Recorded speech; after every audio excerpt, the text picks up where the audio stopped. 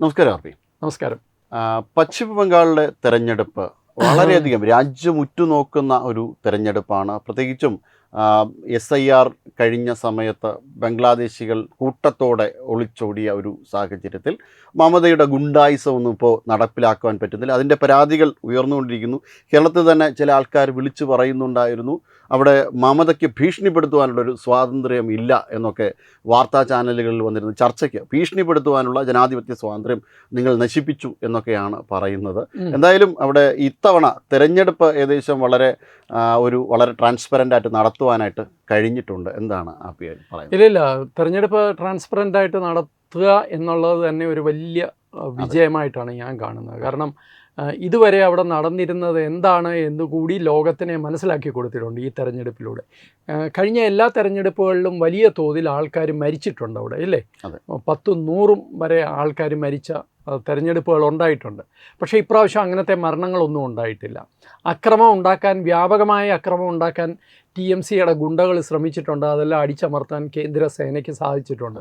കേന്ദ്രസേന ഉടനെ ഒന്നും തിരിച്ചു പോവില്ല എന്നും അമിത്ഷാ വളരെ കൃത്യമായിട്ട് പറഞ്ഞിട്ടുണ്ട്. അവിടെ ഈ ശരിക്കും പറഞ്ഞാൽ തെരഞ്ഞെടുപ്പ് ഫലമോ അല്ല പ്രധാനം, എങ്ങനെ തെരഞ്ഞെടുപ്പ് നടത്തുമെന്നുള്ളതാണ് യഥാർത്ഥത്തിലുള്ള ചലഞ്ച് ആയിരുന്നത്. അത് കമ്മ്യൂണിസ്റ്റ് ഭരണത്തിൻ്റെ കാലത്ത് നമുക്കറിയാം, ഇവിടെ കേരളത്തിൽ തന്നെ ഈ പറയുന്ന പാർട്ടി ഗ്രാമങ്ങളിലൊക്കെ എങ്ങനെയാണ് ഇലക്ഷൻ നടത്തിക്കൊണ്ടിരുന്നതെന്നില്ലേ? അതിൻ്റെ ഒരു വലിയ രൂപമാണ് ബംഗാളിൽ നടന്നുകൊണ്ടിരുന്നത് കമ്മ്യൂണിസ്റ്റ് ഭരണകാലത്ത്. ആ 10-34 വർഷം അങ്ങനെ തന്നെയാണ് നടന്നുകൊണ്ടിരുന്നത്. ആ ഗുണ്ടകളെല്ലാം നേരെ ചേക്കേറിയത് TMCയിലാണ്. കമ്മ്യൂണിസ്റ്റ് ഭരണം പോയി കഴിഞ്ഞപ്പോൾ ഇവരെല്ലാം കൂടെ TMC വന്നു. ആ അക്രമത്തെ മമതാ ബാനർജി അക്രമികളെ ഫലപ്രദമായിട്ട് ഉപയോഗിക്കുകയും ചെയ്തിട്ടുണ്ട്. നിങ്ങൾ പറഞ്ഞാൽ വിശ്വസിക്കത്തില്ല. ഞാൻ ഇന്നിപ്പോൾ ഫേസ്ബുക്കിൽ ഒരു പോസ്റ്റ് വിട്ടിരുന്നു. ഞാൻ ഇന്നലെ കുറേ ആൾക്കാരുമായിട്ട് സംസാരിച്ചിരുന്നു, ഹരി, അവിടെ ബംഗാളിലുള്ള അവിടുത്തുകാരാണ്. അതിൽ അധ്യാപകരുണ്ട്, സാമൂഹ്യ പ്രവർത്തകരുണ്ട്, മാധ്യമ രംഗത്ത് പ്രവർത്തിക്കുന്ന കുറച്ച് പേരുണ്ട്. അപ്പോൾ എനിക്ക് കിട്ടിയ ഒരു രസകരമായ ഒരു കാര്യം, നമ്മൾ ഒറ്റ ഓട്ടത്തിൽ ആരെങ്കിലും ചോദിക്കുക, വിക്സില്ലേ, നമുക്ക് തലവേദനയൊക്കെ വരുമ്പോൾ പുരട്ടുന്ന വിക്സിന് തെരഞ്ഞെടുപ്പുമായിട്ട് എന്താ ബന്ധമെന്ന് ചോദിച്ചു കഴിഞ്ഞാൽ വിക്സിന് ഒരു വലിയ പ്രാധാന്യമുണ്ട് ബംഗാളിലെ തെരഞ്ഞെടുപ്പിൽ. എന്താ ഇവന്മാർ ചെയ്യുന്നതെന്ന് വെച്ച് കഴിഞ്ഞാൽ, ഈ ഗുണ്ടകൾ ഈ വിക്സ് പുരട്ടിയിട്ട് ഈ നമ്മളുടെ ഈ ഇലക്ഷൻ വോട്ടിംഗ് മെഷീനല്ലേ, BJPയുടെ ഭാഗത്ത് വിക്സ് പുരട്ടിയിട്ട് ഇവർ വെളിയിലിറങ്ങിയിട്ട് ഈ ഇറങ്ങി വരുന്നവരെ ആർക്കാണ് വോട്ട് ചെയ്തത് എന്നറിയാൻ വേണ്ടി ഈ വിരൽ മണപ്പിച്ച് നോക്കുമെന്നാണ് പറയുന്നത്. അപ്പോൾ വിക്സിൻ്റെ മണം ഉണ്ടെങ്കിൽ നീ BJPക്കാണല്ലോ വോട്ട് ചെയ്തത് എന്ന് പറഞ്ഞ് തല്ലുകയും ചെയ്യും. അപ്പോൾ ഈ തരത്തിലൊക്കെയുള്ള അതിപ്രാകൃതമായ ചില രീതികളൊക്കെ നടന്ന സ്ഥലമാണ്. എല്ലായിടത്തും നടന്നു എന്നല്ല, പക്ഷേ കാര്യമായിട്ട് ഇത്തരത്തിലൂടെ ഒരു ഗുണ്ടാ പ്രവർത്തനത്തിലൂടെ രാഷ്ട്രീയം നടത്തിക്കൊണ്ടിരുന്ന ഒരു മേഖലയാണത്. അതിനൊരു വലിയ അവസാനമാണ് ഇപ്രാവശ്യം കണ്ടത്. 100 മീറ്റർ ചുറ്റളവിൽ, പോളിംഗ് സ്റ്റേഷൻ്റെ 100 മീറ്റർ ചുറ്റളവിൽ എൻ്റെ പോലീസെന്ന് മമതാ ബാനർജി പറയുന്ന ബംഗാൾ പോലീസിനെ അടുപ്പിച്ചിട്ടില്ല. കേന്ദ്രസേനയാണ് കാര്യങ്ങൾ നോക്കിയത്. അത് വലിയ തിരിച്ചടിയായിട്ടുണ്ട് TMCക്ക്. അത് കൃത്യമായിട്ട് ഇപ്രാവശ്യത്തെ ഇലക്ഷനിൽ ഇതിൻ്റെ ഫലം ഉണ്ടാകും എന്നുള്ള കാര്യത്തിൽ യാതൊരു സംശയവുമില്ല. ഈ സൗത്ത് 24 പരഗണ മേഖലയിലുള്ള ഫാൾട്ട കോൺസ്റ്റിറ്റ്യുവൻസിയിൽ ജഹാംഗീർ ഖാൻ എന്ന് പറഞ്ഞുകൊണ്ട് ഈ ഷെയ്ഖ് ഷാജഹാൻ പഴയ സന്ദേശ് ഖലീലൊക്കെ പ്രശ്നമുണ്ടാക്കി അയാളുടെ ഉറ്റ അനുയായി മത്സരിക്കുന്നുണ്ട്. ഈ ഫാൾട്ട മേഖലയിലൊക്കെയാണ് വലിയ പരാതികൾ ഉയർന്നത്. അതായത് ചില വീടുകളിലേക്ക് നേരിട്ട് കയറി ചെന്ന്, ഈ ഗുണ്ടകളുടെ വീടുകളിലേക്ക് നേരിട്ട് കയറി ചെന്നിട്ട് അവരെ പിടിച്ചെടുക്കുക, തിരഞ്ഞെടുപ്പ് ഐഡൻറ്റിറ്റി കാർഡ് ഉൾപ്പെടെ ചോദ്യം ചെയ്തുകൊണ്ട് നിങ്ങൾ എങ്ങനെയാണ് വോട്ട് ചെയ്യുന്നത്, ഇതിൻ്റെ അട്ടിമറി സാധ്യതയുള്ള എല്ലാ മേഖലകളിലേക്കും പോലീസ് കേന്ദ്രസേന കടന്നു ചെന്നിട്ടുണ്ട്. വലിയ പരാതികളാണ് അതിനെതിരെ ഉയർന്നത്.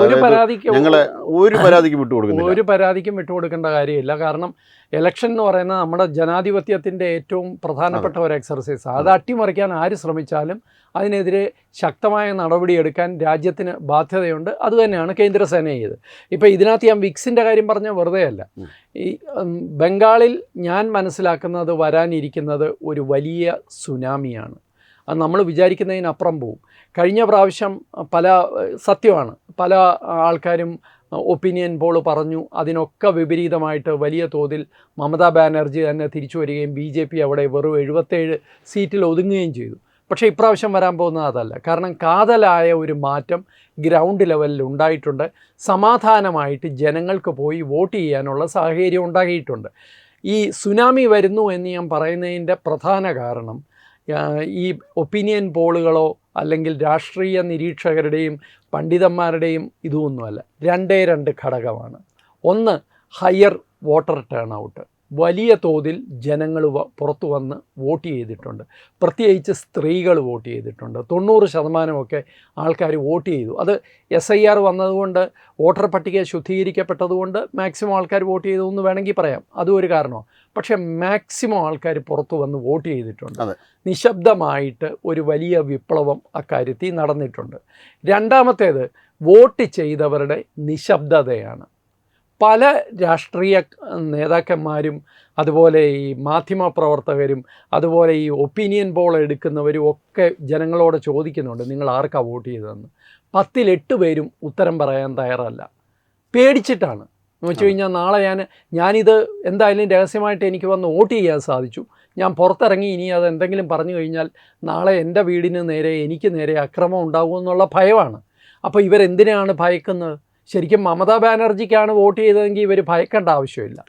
അപ്പോൾ ഈ 2 സൂചനകൾ വെച്ച് തന്നെ നമുക്ക് പറയാൻ സാധിക്കും, മമതയ്ക്കെതിരെ ശക്തമായ ജനവികാരമുണ്ട്. മമതയ്ക്കെതിരെ ശക്തമായ ജനത്തിൻ്റെ ദേഷ്യമുണ്ട്. പ്രത്യേകിച്ച് സ്ത്രീകൾക്കും ചെറുപ്പക്കാർക്കും വലിയ ദേഷ്യമുണ്ട്. അത് ഇപ്രാവശ്യത്തെ തെരഞ്ഞെടുപ്പിൽ പ്രതിഫലിക്കും. അത് മമതാ ബാനർജിക്ക് വളരെ കൃത്യമായിട്ട് മനസ്സിലായിട്ടുണ്ട്. അവരുടെ ശരീരഭാഷയും അവരിപ്പോൾ കാണിക്കുന്ന ഈ പ്രൊട്ടസ്റ്റും ബഹളവും ഒക്കെ നോക്കിക്കഴിഞ്ഞാൽ മമതാ ബാനർജിക്ക് കാര്യം എന്താണെന്നുള്ളത് കൃത്യമായിട്ട് മനസ്സിലായിട്ടുണ്ട്. അല്ല, അവരത് പറഞ്ഞത് അങ്ങനെയാണ്, ഇൻഷാ അള്ളാ ഞങ്ങൾക്ക് നിങ്ങൾ വോട്ട് ചെയ്തില്ലെങ്കിൽ പ്രതികരിക്കും എന്നാണ്. ഇൻഷാ അള്ളാ, അല്ലാതെ മറ്റൊരു ബിംബവും പിടിച്ചിട്ടല്ല. ഈ കേരളത്തിലെ സോക്കോൾഡ് ബുദ്ധിജീവികളും ഇവിടുത്തെ ഇടത് മാധ്യമ പ്രവർത്തകരും ഒക്കെ എപ്പോഴും പറയുന്നത് BJP വർഗീയ ധ്രുവീകരണം ഉണ്ടാക്കിയെന്നാണ്. ശരിക്കും പറഞ്ഞു കഴിഞ്ഞാൽ ബംഗാളിൽ ഏറ്റവും വലിയ വർഗീയ ധ്രുവീകരണം ഉണ്ടാക്കിയത് മമതാ ബാനർജിയാണ്. അവർ കാലങ്ങളായിട്ട് ഇത് ചെയ്തുകൊണ്ടിരിക്കുകയാണ്. ഇപ്പോൾ ഏറ്റവും ഞാനത് ആദ്യം കേട്ടപ്പോൾ ഞാൻ വിചാരിച്ചു ഇത് ചുമ്മാതായിരിക്കും, ഒരു ചീഫ് മിനിസ്റ്റർ എങ്ങനെയാണ് ഇത് പറയുക എന്ന്. പക്ഷേ മാർച്ച് 2026 മമതാ ബാനർജിയുടെ പ്രസംഗമാണ് ഹരി ഇപ്പോൾ കോട്ട് ചെയ്തത്. അതിൽ വളരെ കൃത്യമായിട്ട് അവർ പറയുന്നുണ്ട്, നിങ്ങൾ TMCക്ക്, അത് ഹിന്ദുക്കളോടാണ് പറയുന്നത്, നിങ്ങൾ തൃണമൂൽ കോൺഗ്രസ്സിന് വോട്ട് ചെയ്യുന്നതാണ് നിങ്ങളുടെ സുരക്ഷയ്ക്ക് നല്ലത്. നിങ്ങൾ തൃണമൂൽ കോൺഗ്രസ്സിന് വോട്ട് ചെയ്തില്ലെങ്കിൽ മറ്റേ സമുദായക്കാർ നിങ്ങളെ ചുറ്റും വളഞ്ഞു കഴിഞ്ഞാൽ 1 മിനിറ്റ് മതി അവർക്ക് നിങ്ങളെ ഇല്ലാതാക്കാൻ, നിങ്ങളുടെ എല്ലാം നഷ്ടപ്പെടാൻ. ഇത് വർഗീയ ധ്രുവീകരണവും ഭീഷണിപ്പെടുത്തലും അല്ലെങ്കിൽ മറ്റെന്താണ്? ഒരു സംസ്ഥാനത്തിൻ്റെ ചീഫ് മിനിസ്റ്ററായി ഇത് പറയുന്നതെന്ന് ഓർക്കണം. അപ്പോൾ ഈ കാര്യങ്ങൾക്കൊക്കെ ശക്തമായ തിരിച്ചടി ഉണ്ടാവും. ഇതൊരു വലിയ ഹിന്ദു ധ്രുവീകരണത്തിനും കാരണമായിട്ടുണ്ട് എന്നാണ് ഞാൻ മനസ്സിലാക്കുന്നത്. അല്ല, ബംഗാൾ ഒരു ദേശീയ ധാരയിൽ ചിന്തിക്കുന്ന മനുഷ്യരുടെ എണ്ണം ഇപ്പോൾ വളരെയധികം വർദ്ധിച്ചിട്ടുണ്ട്. അരവിന്ദ് ഘോഷിൻ്റെയും സ്വാമി വിവേകാനന്ദൻ്റെയും രാമകൃഷ്ണദേവൻ്റെയും ഒക്കെ പാത പിന്തുടരുന്ന അവരുടെ സംസ്കൃതിയിൽ നേരത്തെ തന്നെ സ്വാമി വിവേകാനന്ദനോടൊക്കെ അവർക്ക് വളരെ വലിയ ബഹുമാനമുള്ള ഒരു സംസ്കൃതിയായിരുന്നു ബംഗാൾ. പക്ഷേ ഇടക്കാലത്ത് എപ്പോഴോ ആ ബംഗാളിനെ നഷ്ടപ്പെട്ടു പോവുകയും ഇന്ന് ആ ബംഗാൾ ദേശീയ ധാരയിലേക്ക് തിരിച്ചു വന്നു എന്നുള്ളതാണ്. നേരത്തെ ഒരു കാര്യം കൂടെ പറയാം RP, അതായത് അവിടെ ഇപ്പോൾ മമതാ ബാനർജി പറഞ്ഞതിൻ്റെ ഒരു അനുരണനം കേരളത്തിൽ നിന്നൊരു ചാനലും കൂടെ ഏറ്റുപിടിച്ച് പറയുകയുണ്ടായി.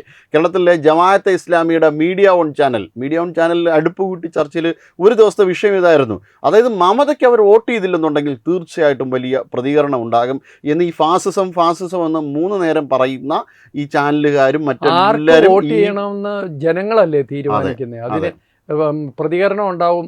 നിങ്ങൾ ഞങ്ങൾക്ക് വോട്ട് ചെയ്തില്ലെങ്കിൽ നിങ്ങൾ ഇല്ലാതാവുക എന്നൊക്കെ പറയുന്നത് ഭയങ്കര ഭീഷണിയല്ലേ? അത് ഭീഷണിയാണ്.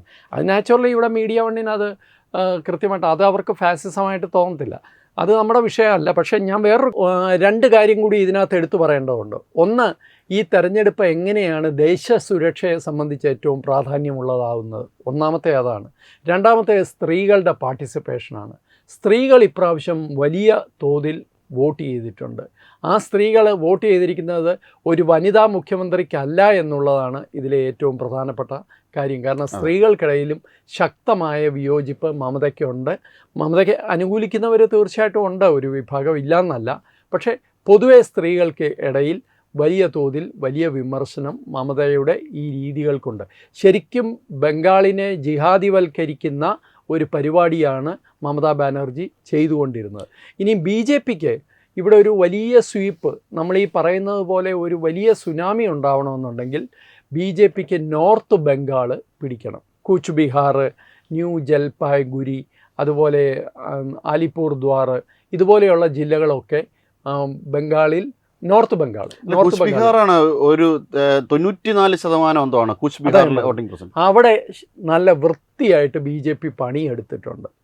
അവിടെ നല്ല വൃത്തിയായിട്ട് ഡാർജിലിങ്ങും അതിൻ്റെ ഭാഗമാണ്. അവിടെ എല്ലാം നല്ല വൃത്തിയായിട്ട് BJP പണിയെടുത്തിട്ടുണ്ട്. ചിലരൊക്കെ പറയുന്നുണ്ട് മാധ്വ കമ്മ്യൂണിറ്റി എതിരായി എന്നൊക്കെ. അങ്ങനെയൊന്നുമില്ല. ഏറ്റവും അവസാനം വലിയ തോതിൽ BJPക്ക് അനുകൂലമായ ഒരു അന്തരീക്ഷം അവിടെ ഉണ്ടായിട്ടുണ്ട്. ഇതിനകത്ത് രസകരമായ ഒരു കാര്യം ശ്രദ്ധിച്ചാൽ, ഈ എലക്ഷൻ നടക്കുന്നത് വരെ ഈ രാഷ്ട്രീയ പണ്ഡിറ്റുമാരൊക്കെ പറഞ്ഞിരുന്നത് BJPക്ക് ശക്തമായ ഒരു വളർച്ചയുണ്ടാവും, പക്ഷേ മമതാ ബാനർജി ഭരണത്തിൽ തിരിച്ചു വരും, നേരിയ ഭൂരിപക്ഷത്തിന് തിരിച്ചു വരുമെന്നാണ്. പക്ഷേ പോളിംഗ് ദിവസമാണ് എല്ലാവരും തിരിച്ചറിഞ്ഞത് നിശബ്ദമായ ഒരു സുനാമി അടിക്കുന്നുണ്ട് ജനവികാരത്തിൻ്റെ എന്നുള്ളത്. അത് പിന്നീടാണ് അതിനുശേഷമാണ് ആൾക്കാർ, മാധ്യമങ്ങളൊക്കെ ഈ ഭാഷ്യം മാറ്റിത്തുടങ്ങിയത്. നിങ്ങളത് ശ്രദ്ധിച്ചാൽ നമുക്ക് കൃത്യമായിട്ട് മനസ്സിലാവും. അതുവരെ മമതാ ബാനർജി എങ്ങനെയും തിരിച്ചു വരും.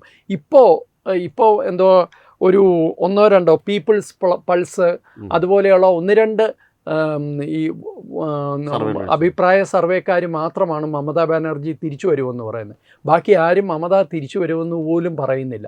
അത് ജനങ്ങളുടെ ഈ നിശബ്ദമായ ഒരു പ്രതികരണം വായിച്ചെടുക്കാൻ ഇവർക്ക് സാധിച്ചിട്ടുണ്ട്. അതുകൊണ്ടാണ് തീർച്ചയായിട്ടും അത്തരത്തിൽ ഇപ്പോൾ മമത ഒരു പിന്നോട്ടടി സ്ത്രീകളുടെ ഒരു കാര്യത്തിൽ നേരിട്ടതിൻ്റെ ഏറ്റവും പ്രധാനപ്പെട്ട ഒരു കാര്യം എന്ന് പറയുന്നത് വനിതാ സംവരണ ബില്ലിലെ കോൺഗ്രസിൻ്റെ ഒരു പ്രതികരണമാണ്. കോൺഗ്രസ് ആ കാര്യത്തിൽ, കോൺഗ്രസും ഇന്ത്യ മുന്നണിയും ആ കാര്യത്തിൽ ഒന്ന് ചേർന്ന് ഒറ്റക്കെട്ടായി എടുത്ത ഒരു തീരുമാനം, ആ വനിതാ സംവരണ ബില്ലിൻ്റെ ഈ പരാജയപ്പെടുത്തൽ, വനിതാ സംവരണ ബിൽ പരാജയപ്പെടുത്തൽ എന്നതിലുപരി അത് വനിതകൾക്ക് കൂടുതൽ പ്രാതിനിധ്യം ലഭിക്കുന്ന കാര്യത്തിലുണ്ടാക്കുന്ന ഇവരുടെ ഈ കാഴ്ചപ്പാടിനോടുള്ള ജനത്തിൻ്റെ ഒരു പ്രതികരണം കൂടിയാണ് പശ്ചിമ ബംഗാളിൽ നിന്ന് നമുക്ക് കാണാൻ കഴിഞ്ഞതെന്നാണ് എൻ്റെ ഒരു വിശ്വാസം. തീർച്ചയായിട്ടും ഞാൻ നേരത്തെ പറഞ്ഞ ഒരു കാര്യം കൂടെ പറഞ്ഞുകൊണ്ട് നമുക്ക് ഈ ചർച്ച അവസാനിപ്പിക്കാൻ തോന്നുന്നു. അത് ദേശസുരക്ഷയെ സംബന്ധിച്ചാണ്. മമതാ ബാനർജിയുടെ നിസ്സഹകരണം കൊണ്ട് മാത്രമാണ് ബംഗ്ലാദേശ് അതിർത്തിയിൽ കാര്യമായ ഈ വേലികെട്ടൽ ഇതുപോലെയുള്ള കാര്യങ്ങളിൽ വലിയ തോതിൽ താമസം നേരിട്ടത്.